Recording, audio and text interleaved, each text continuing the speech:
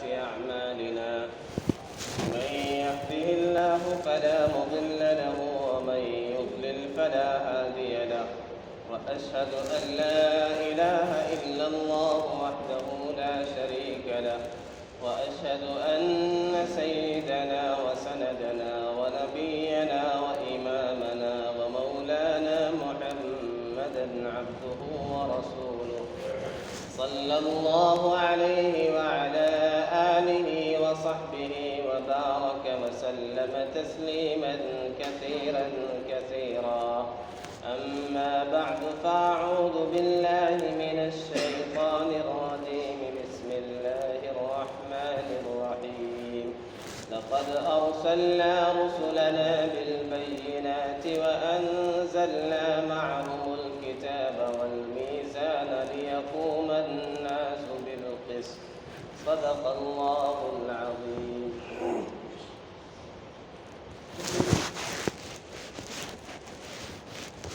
لائق صد احترام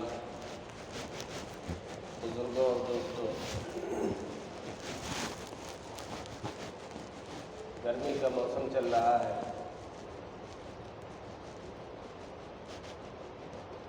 ذرا سی حرارت بڑھتی ہے،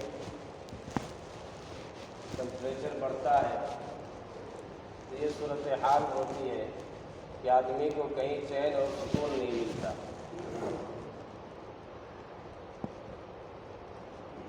ضرورت پڑتی ہے کسی سائے کی، کسی چھت کی، پنکھے کی، کولر کی اور اے سی کی۔ کہا یہ جاتا ہے کہ سورج ہماری زمین سے، اس پلینٹ سے 93 ملین مائلز کی دوری پر ہے، 93 million miles away from this planet. تو سورج اتنی دوری پر ہے، اس کے باوجود حرارت کا اور گرمی کا یہ عالم ہے۔ ما اشد الحر، کیا شدید گرمی ہے، کیسی چلچلاتی دھوپ ہے، دماغ کھولنے لگا، کہیں سکون نہیں ملتا، آدمی دھوپ میں 5 منٹ کھڑا نہیں رہ سکتا، چکر آنے لگتے ہیں۔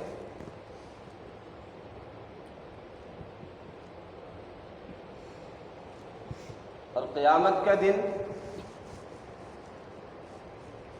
حدیث شریف میں آتا ہے اذا کان یوم القیامت ادنیت الشمس قید میل او میلین،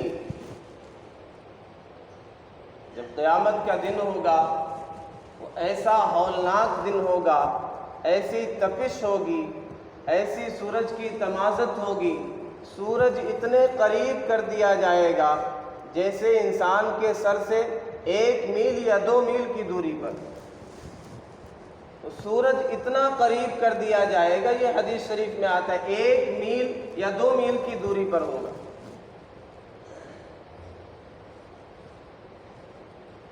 پھر کیا صورتحال ہوگی؟ لوگ اپنے پسینوں میں غرق ہوں گے، جیسا ان کا عمل ہوگا اسی کے اعتبار سے وہ پسینوں میں سرابور ہوں گے اور ڈوبے ہوئے ہوں گے۔ وَمِنْهُمْ مَنْ يَأْخُذُهُ إِلَى كَعْبَيْهِ، کچھ لوگ ایسے ہوں گے جو ٹخنوں تک پسینوں میں ڈوبے ہوئے ہوں گے۔ وَمِنْهُمْ مَنْ يَأْخُذُهُ إِلَى سَاقَيْهِ، کچھ لوگوں کی پڈلی تک پسینہ ہوگا۔ وَمِنْهُمْ مَنْ يَأْخُذُهُ إِلَى حَقْوَيْهِ، کچھ ایسے ہوں گے جن کی کمر تک پسینہ ہوگا، کچھ ایسے ہوں گے اور اوپر تک وہ پسینے میں شرابور ہوں گے۔ وَمِنْهُمْ مَنْ يُلْجِمُهُ إِلْجَامًا، وَأَشَارَ النَّبِيُّ صلی اللہ علیہ وسلم بِيَدِهِ إِلَى فِيهِ، کچھ ایسے بھی لوگ ہوں گے جنہیں پسینہ لگام دے رہا ہوگا، ان کے چہروں تک پسینہ ہوگا، وہ اپنے چہرے تک پسینوں میں ڈوبے ہوئے ہوں گے۔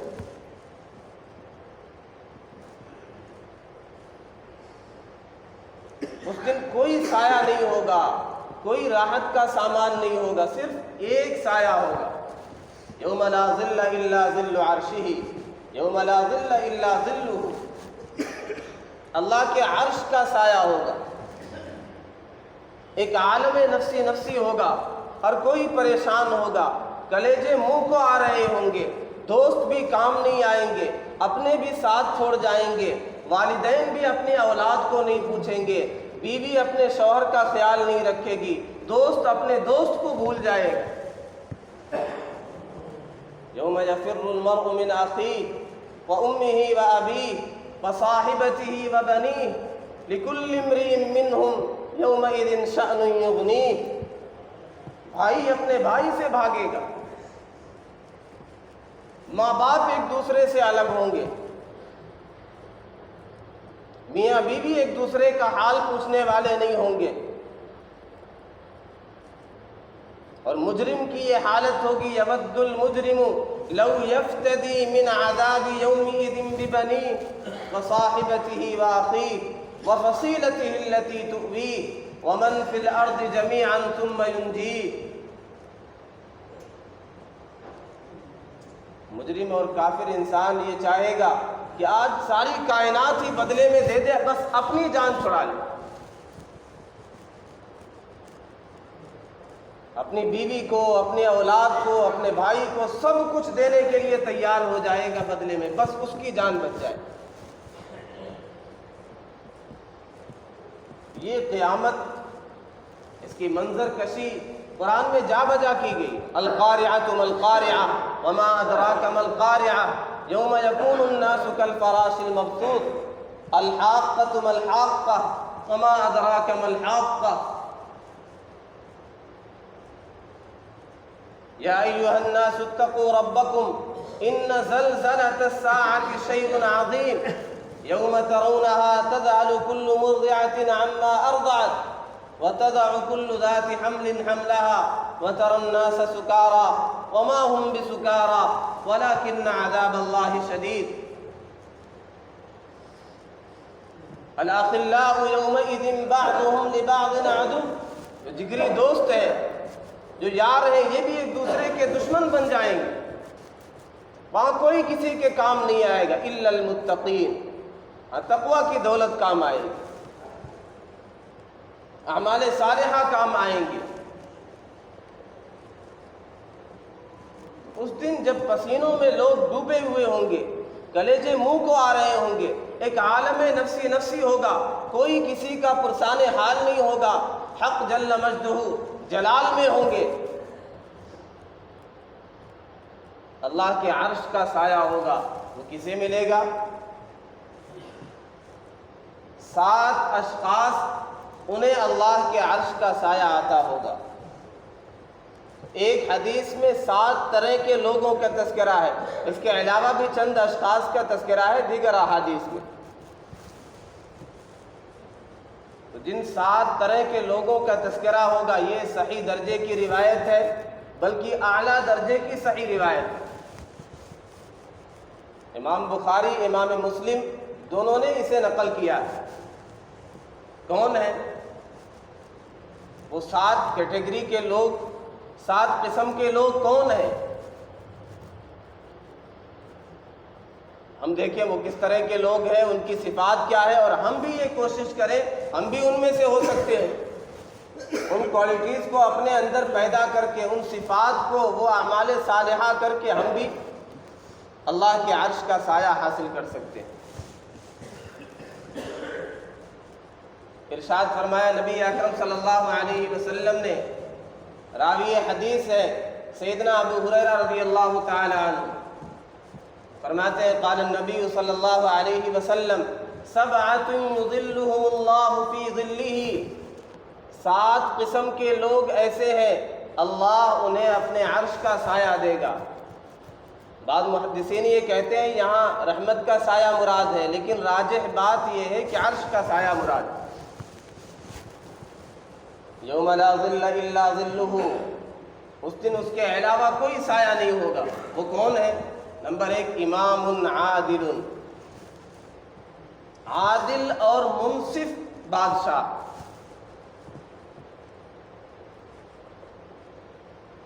اب یہ ہم سمجھ رہے ہوں گے کہ شاید ہمارا نمبر تو اس میں آ نہیں سکتا، ہم اس کیٹیگری سے خارج ہو گئے، اس لسٹ میں ہمارا نام نہیں آ سکتا، کیونکہ یہاں بادشاہ کا تذکرہ آیا، سلطان کا تذکرہ آیا۔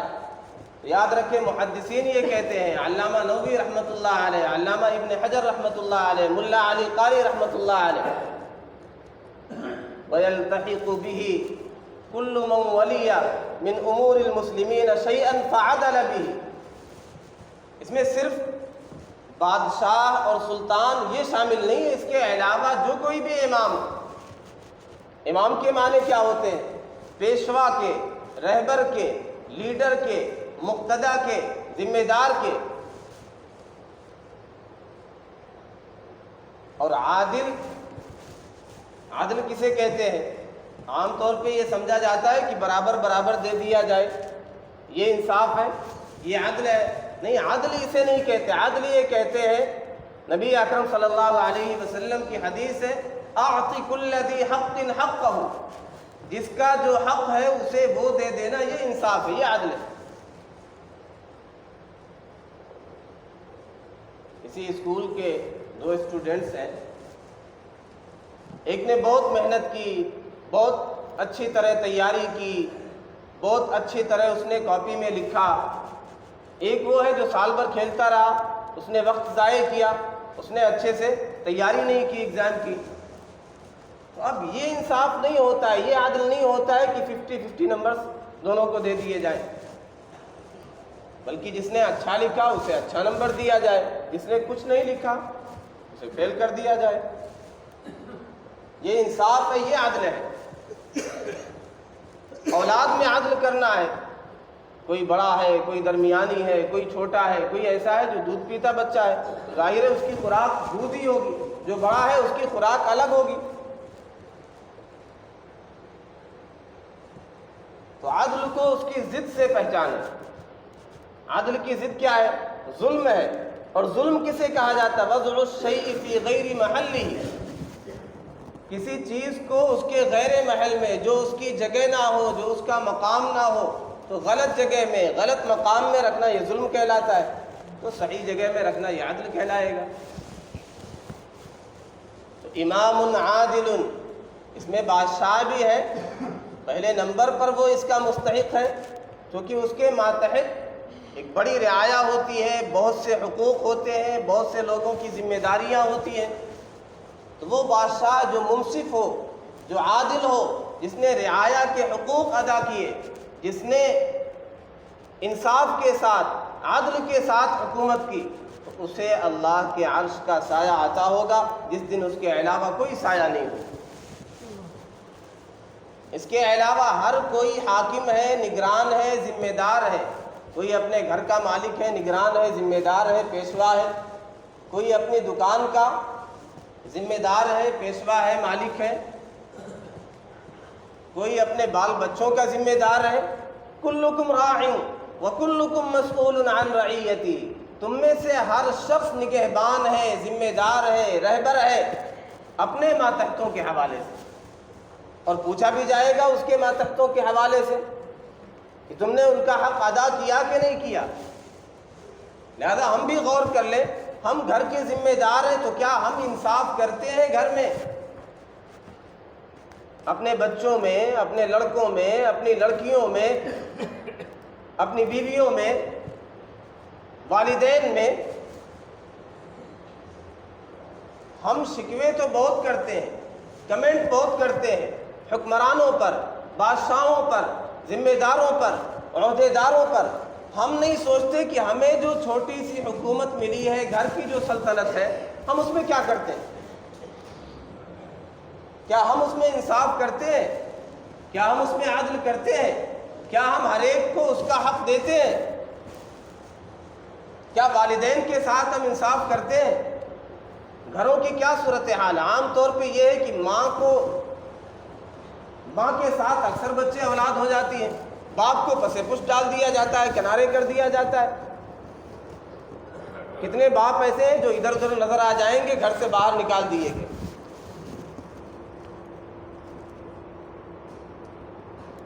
تو یہ کیا ہے؟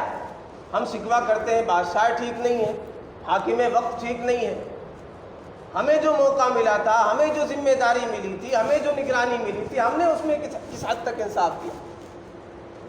ہم جتنا دوسروں پر کمنٹ کرتے ہیں اتنا اپنے بارے میں غور کر لیا کریں، اپنا احتساب کر لیا کریں تو شاید فائدہ ہو جائے۔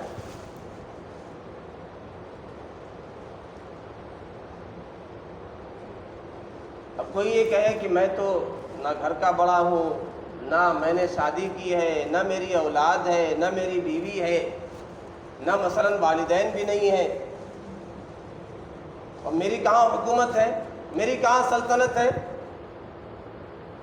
تو علماء یہ کہتے ہیں کہ تمہاری سلطنت بھی ہے، تمہاری سلطنت تمہارا اپنا جسم ہے، تمہاری دارالسلطنت تمہارا دل ہے، جس کے صوبے ہیں تمہارا ہاتھ، تمہاری زبان، تمہارے کان، تمہارے پاؤں، تمہارے اعضاء۔ تم نے کیسے کنٹرول کیا ان کو؟ تم نے یہاں انصاف کیا؟ تم نے زبان کا کیسا استعمال کیا؟ اپنی آنکھوں کا کیسا استعمال کیا؟ یہ تمہیں ایک اختیار دیا گیا تھا، ایک چھوٹی سی سلطنت تمہاری اپنی ذات کی تھی، اس میں کیسے تم نے حکومت کی؟ تم دنیا کے حکمرانوں کی بات کیوں کرتے ہو؟ پہلے اپنی تو دیکھو۔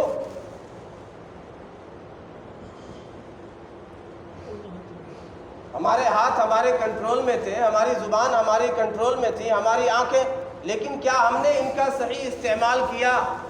کیا ہماری آنکھیں صرف جائز چیزوں کی طرف ہی اٹھتی ہیں؟ کیا ہم بد نظری نہیں کرتے؟ کیا ہم اللہ کے حکم کی نافرمانی نہیں کرتے؟ قُل لِّلْمُؤْمِنِينَ يَغُضُّوا مِنْ أَبْصَارِهِمْ وَيَحْفَظُوا فُرُوجَهُمْ۔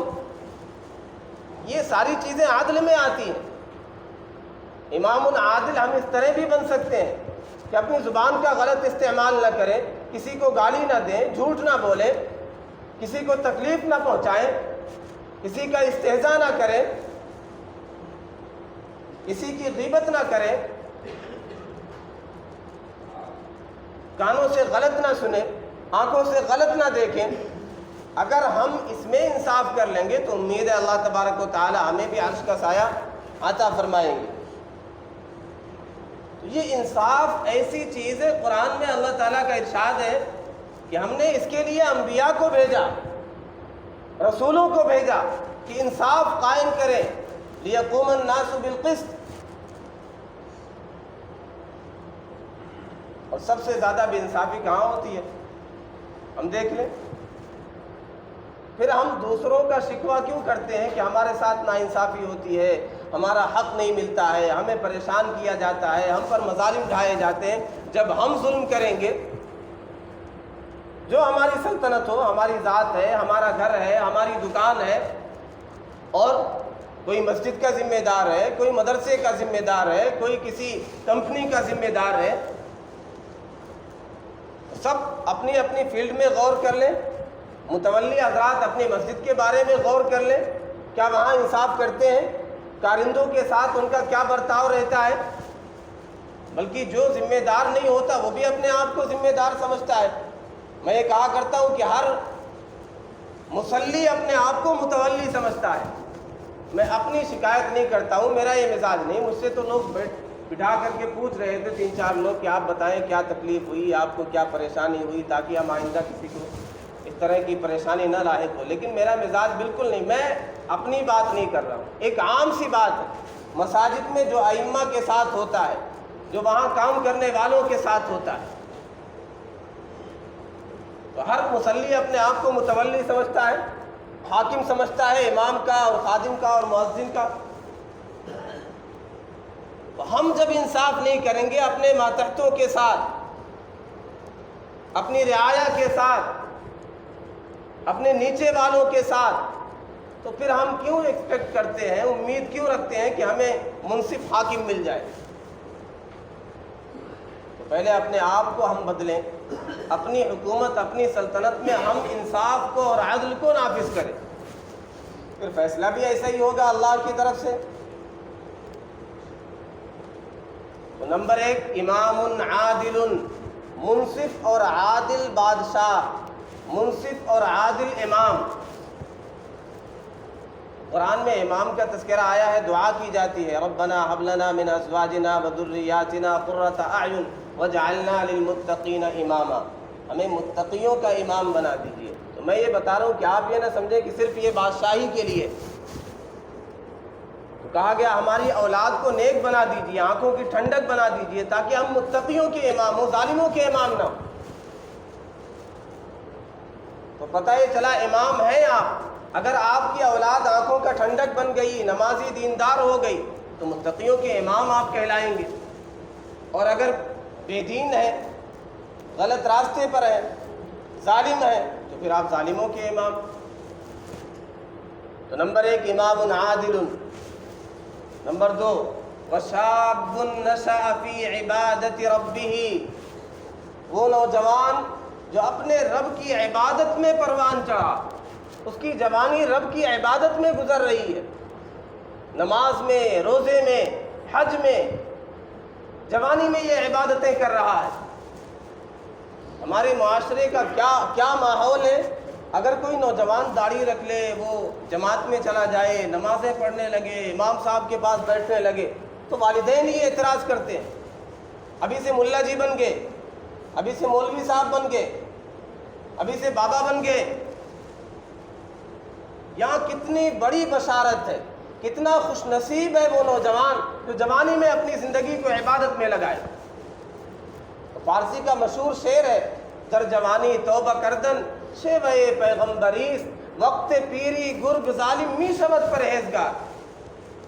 جوانی میں توبہ کرنا، جوانی میں عبادت کرنا، جوانی میں رب کو یاد کرنا، جوانی میں مسجدوں کو آباد کرنا، جوانی میں حج کرنا، یہ سب تو پیغمبروں کی عادت، پیغمبروں کا طریقہ ہے۔ ہمارے یہاں خاص طور پہ حج کب ہوتا ہے؟ جب پاؤں کام نہیں کرتے، نگاہیں کام نہیں کرتی، دماغ کام نہیں کرتا ہے، تو ٹھیک سے چل بھی نہیں سکتے، دعائیں بھی یاد نہیں کر سکتے، ارکان ٹھیک سے ادا نہیں کر سکتے۔ آخری وقت میں پھر حج کا رخت سفر باندھتے ہیں۔ یقیناً آخری وقت کی عبادت بھی ہونی چاہیے، اس کا بھی ثواب ہے، بہت اچھی چیز ہے، لیکن اپنی اولاد کو، اپنی نسلوں کو، ہمارے نوجوانوں کو یہ چاہیے کہ جوانی سے ہی اپنے آپ کو رب کی عبادت میں لگائیں، اللہ کی فرما برداری میں لگائیں، جوانی پروان چڑھے رب کی عبادت میں۔ شاب نشأ فی عبادت اللہ، وقت پیری گرگ ظالم می شود پرہیزگار، بڑھاپے میں تو آدمی ہو ہی جائے گا عبادت گزار۔ ظالم بھیڑیا کیا کرے گا جب طاقت نہیں ہے، جب کوئی چانس نہیں ہے، جب کوئی موقع نہیں ہے، تو پھر وہ عبادت گزار متقی پرہیزگار بن جاتا ہے۔ ہم سب کا مزاج یہی ہے کہ ابھی مسجدوں کا رخ کرنے کی کیا ضرورت ہے، ابھی تو بہت عمر باقی ہے، جب بوڑھے ہو جائیں گے پھر مسجدیں پکڑ لیں گے، پھر تسبیح بھی لے لیں گے، پھر عبادت کریں گے، پھر حج بھی کر لیں گے۔ یہ مزاج بدلنے کی ضرورت ہے۔ پیارے آقا صلی اللہ علیہ وسلم تو یہ چاہ رہے کہ جوانی عبادت میں ڈھلے۔ شاب نشأ فی عبادت اللہ، وہ نوجوان جو اللہ کی عبادت میں پروان چڑھے۔ نمبر 3 رجل قلبہ معلق بالمساجد، وہ لوگ، وہ شخص جن کا دل مسجد سے اٹکا ہوا ہو، مسجد میں ان کا دل لگا رہے۔ کیا مطلب ہے اس کا؟ کیا مسجد میں پڑا رہے، یہیں بستر ڈال دیں؟ نہیں، احناف کے نزدیک تو مسجد میں سونا مناسب نہیں ہے، مخصوص اعذار کی وجہ سے، کوئی مسافر ہے، کسی کا کوئی ٹھکانہ نہیں ہے تو اسے سونا چاہیے۔ اس کے علاوہ احناف کے یہاں بہتر نہیں ہے، مسجد تو عبادت کے لیے، وہاں سونے کو مناسب نہیں کہا گیا۔ دیگر ائمہ کے نزدیک، امام بخاری وغیرہ کے نزدیک اجازت ہے۔ تو مطلب کیا ہے؟ یہاں رجل قلبہ معلق بالمساجد، اس کا دل لٹکا ہوا ہو مسجد میں، اس کی ذات، اس کا جسم بھلے ہی نہ لٹکا ہوا ہو۔ اس کو آسان سی مثال سے ہم سمجھ سکتے ہیں۔ عام طور پہ ہماری یہ حالت ہوتی ہے کہ نماز میں ہے، ہمارا دل کہاں ہوتا ہے؟ دکان سے لٹکا ہوا ہوتا ہے، پتہ نہیں کون سا کسٹمر آیا ہوگا، پتہ نہیں کس طرح اس نے سامان دیا ہوگا خادم نے، کہیں ایسا نہ ہو نقصان ہو گیا ہو، کہیں ایسا نہ ہو کم نفع لے لیا، پتہ نہیں کیا کیا سوچتے ہیں۔ تو جسم تو مسجد میں ہے لیکن دل کہاں اٹکا ہوا ہے؟ دکان میں۔ تو اس کا الٹا سوچ لیں، دکان میں بھی بیٹھے ہوئے ہو لیکن دل کہاں ہو؟ مسجد میں لگا ہوا ہو۔ کب ندا دی جائے گی؟ کب پکارے گا مؤذن حی علی الصلاۃ حی علی الفلاح؟ کب بلایا جائے گا اللہ کے دربار میں؟ جب اللہ کے گھر کے ساتھ یہ تعلق ہوگا، مسجد کے ساتھ یہ تعلق ہوگا، تو اس کا اللہ کے ساتھ کتنا زبردست تعلق ہوگا۔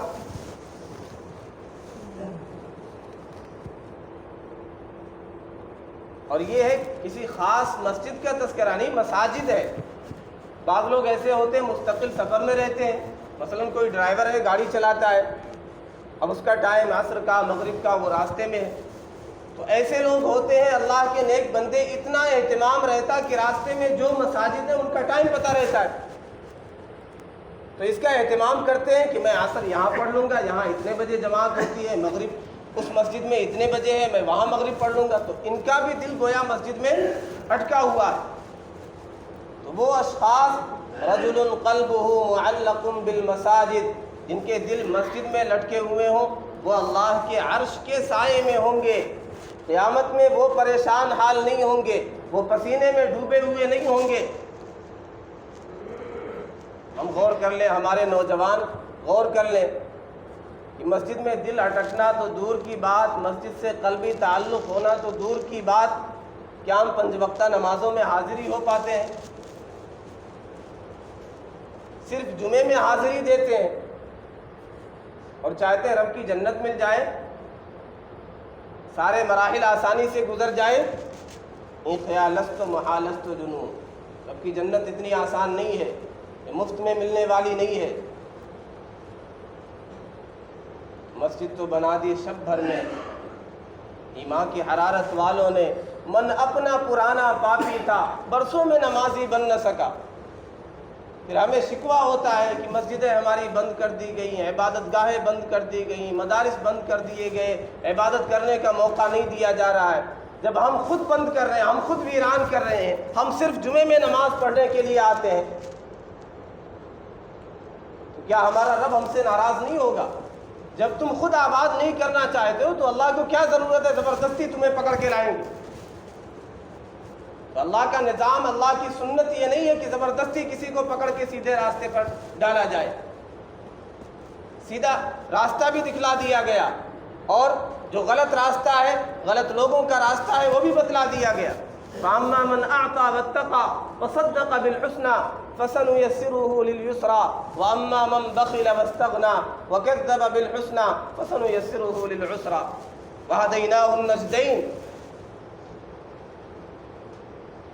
مسلمان غور کر لیں، اگر ہمیں اللہ کے عرش کا سایہ چاہیے، اگر محشر کی تمازت سے ہم راحت چاہتے ہیں، سورج جب 1 میل یا 2 میل کی دوری پر ہوگا، ہم یہ چاہتے ہیں کہ ہمارا جسم پسینے میں ڈوبا ہوا نہ ہو، ہمارے کلیجے تڑپتے ہوئے اور منہ کو آتے ہوئے نہ ہو، ایک عالم نفسی ہمارے لیے نہ ہو، اللہ کی رحمت ہم پر سایہ کر رہی ہو، تو ہمیں چاہیے کہ اس کیٹیگری میں تو شامل ہونے کی کوشش کریں کہ ہم کہیں بھی رہیں، ہمارا دل مسجد سے لٹکا ہوا۔ کوئی بھی نماز، مسلمان کے لیے نماز چھوڑنا یہ تصور ہی نہیں ہو سکتا۔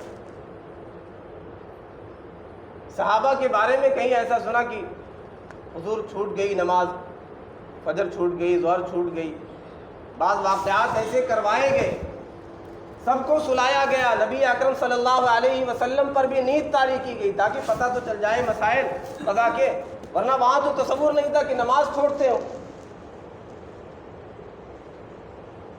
یہاں یہ تصور نہیں کہ فجر میں 1 صف سے زیادہ ہو جائے۔ ہم سب کو چاہیے کہ اپنی زندگیوں کو تبدیل کریں، اپنے نظام کو تبدیل کریں، مسجدوں کو آباد کریں، ہمارا دل مسجد میں اٹکا ہوا رہے۔ امید ہے اللہ تبارک و تعالی ہمیں بھی عرش کا سایہ عطا فرمائیں کہ ہم کہیں بھی رہیں، کسی بھی کام میں رہیں، ہمارا دل مسجد میں لگا ہوا ہو۔ فجر پڑھ لی، ظہر کا انتظار رہے، دکان میں ہو، دست بکار دل بیار، ہاتھ کام میں لگا ہوا ہو لیکن دل اللہ کے ساتھ لگا ہوا ہو۔ اللہ تبارک و تعالی ہم سب کو وہ خوش نصیب بندے جنہیں عرش کا سایہ عطا ہوگا، ہمیں بھی ان میں شامل فرمائے۔ بقیہ اشخاص کا، بقیہ جو کیٹیگریز ہیں جنہیں عرش کا سایہ ملے گا، انشاءاللہ اگلے جمعے میں ان کا تذکرہ ہوگا۔ وآخر دعوانا الحمدللہ رب العالمین۔